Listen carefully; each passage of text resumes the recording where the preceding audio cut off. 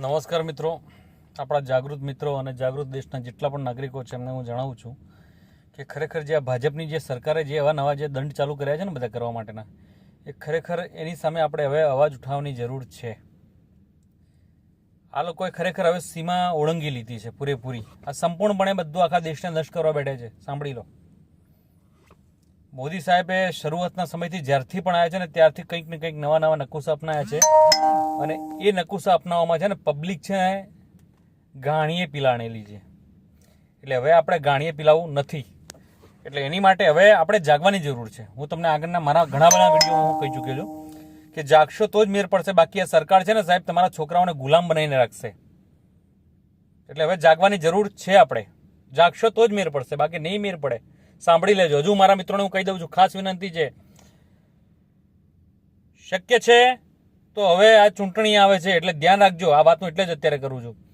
અને બને તો EMI જેવા પેલા જે મશીનો છે ને ટીક ટીક કરવાના, એ આપણે બંધ કરી દેવા છે. બેલેટ પેપર કરો એટલે ખબર પડે ખરેખર આપણો વોટ ક્યાં જાય છે. આપણો વોટ ક્યાં જાય છે આપણને ખબર પડે. અને ગામે ગામ ચૂંટણી થવી જોઈએ, ગામે ગામ જ એના રિઝલ્ટ આવવા જોઈએ. એવું નથી કે ગામની ચૂંટણી થાય બોક્સ લઈ જાય ગાંધીનગર જિલ્લામાં અને ત્યાં જઈને એની પછી બોક્સ ખોલે અને કેટલા વોટ છે શું છે એ લોકોને એ નક્કી નથી કરવાનું. નક્કી આપણે દરેક જગ્યાએ જે તે સ્થાન ઉપર જે તે બૂથ ઉપર જે વોટિંગ થયું છે ત્યાં ચેક થવું જોઈએ. હવે સરકાર ઉપર હવે ભરોસો કરવાની હવે જરૂર નથી, મને એવું લાગે છે હવે. કારણ કે સરકાર સંપૂર્ણપણે હવે છે ને બધું વેચવા બેઠી છે. જોઈ લો, અરવલ્લીનું ચાલુ કરી દીધું વેચવા માટે, બરાબર છે. એટલે ખરેખર આ વ્યવસ્થા ખોટી ઊભી કરી છે. પબ્લિક માટે કોઈ સારો નિયમ નથી. પબ્લિક માટે કોઈ સારો નિયમ નથી. સાંભળી લો, પોલીસ પબ્લિકને મારે છે ગેરરીતે, બરાબર છે, તો એની અંદર ફરિયાદ પબ્લિક નહીં કરી શકે એટલી બધી. અને પોલીસ ઉપર તમે જો હાથ ઉપાડી લેશો તો કાયદો લાગુ પડી જશે ત્યાં. એટલે કાયદો મધ્યમ વર્ગમાં અને ગરીબો માટે જ છે સાહેબ, આમ પબ્લિક માટે છે.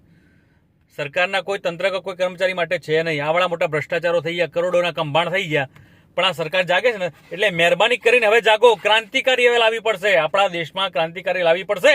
અને ભાજપ આપણે હટાવવું પડશે, તો જ મેર પડશે સાહેબ.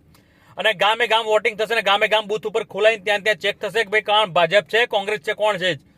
હું તો એવું માનું છું. અને કોંગ્રેસ લાવશો તો જ મેર પડશે સાહેબ. બાકી આ ભાજપ બધાને વેચી મારશે, યાદ રાખજો. જેને લાગતા વળગતા છે ને, જેને જેમાં રૂપિયા રોજ આવે છે ભાજપ વાળાને, એ લોકોને હું કહી દઉં છું કે સાહેબ બધા છે ને હવે ધ્યાન રાખજો. હવે આપણે બધાને જાગવાનું છે મિત્રો, અને આ બધાને હટાવવા છે અહીંયાથી. એટલે પ્લીઝ જેટલું બને એટલું જલ્દી જાગૃત થાવ. જય હિન્દ.